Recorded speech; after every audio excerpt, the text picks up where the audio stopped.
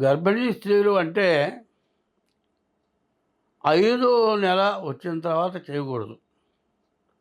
మూడో నెల, నాలుగో నెల వరకు చేయవచ్చు. అయితే డాక్టర్లు చెప్పినా కూడా ఐదో నెలని కరెక్ట్‌గా గుర్తుపట్టలేరు. దాన్ని బట్టి మనం ఏం ఆలోచించాలంటే, మూడో మాసం లోపల గర్భిణీ స్త్రీలు ఈ వ్రతం చేయొచ్చు. మూడో మాసం దాటిన తర్వాత కరెక్ట్‌గా నెలలు లెక్కగా కట్టడం ఎవరి వల్ల కాదు. డాక్టర్లు కూడా మరి డెలివరీ టైం చెబుతారు. వాళ్ళు 15 రోజులు వ్యత్యాసం చెబుతారు. 15 రోజులు వాళ్ళు వ్యత్యాసం చెబితే నెల రోజులు కూడా జరుగుతుంది. కారణం ఏంటంటే కరెక్ట్ అయినటువంటి నెలని ఎవరూ గుర్తించలేరు.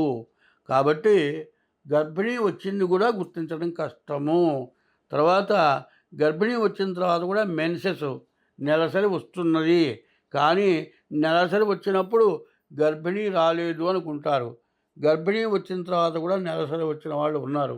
కాబట్టి ఒక నెలను అందరూ గుర్తించలేరు.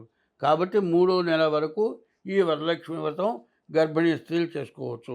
మూడో నెల దాటిన తర్వాత అందరూ ఈ గర్భిణీ స్త్రీలు ఈ వ్రతం చేయడానికి అర్హులు కాదు. వీళ్ళు అనర్హులు అవుతారు.